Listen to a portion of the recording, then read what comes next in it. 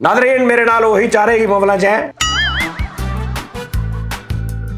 खुसरा कहता है गो के हाय ओए ख्वाजा सरा कहो, वो भी इंसान है, वो भी अल्लाह की मखलूक है। यार मैं की कह देता खुसरा कहंदा अगो बाप का कर्ज तुम कैसे उतारोगे, हर घर से बट्टो निकलेगा, तुम कितने बट्टो मारोगे। क्या बात है। ये टांटा मोटा मुस्टंडा आदमी आप कहाँ से लेकर आए? ये हमने दूशे वैशी नाथ से मंगवाया है।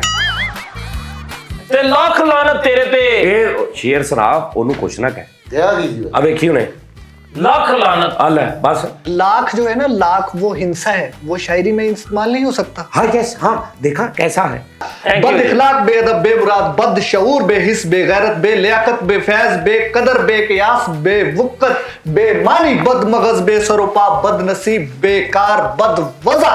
कितनी उन्होंने अदब के साथ आपकी बदर सिस्टर वन की।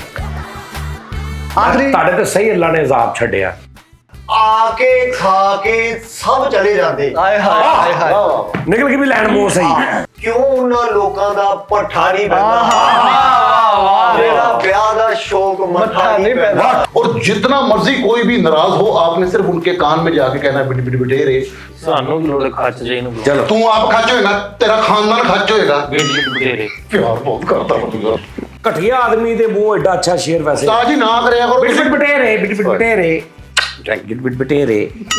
हमने पूजा है शब रोज ख्यालों में तुम्हें, हमसे मुंह मोड़ के तौहीन इबादत न कर। एक भी वादा न किया तुमने पूरा।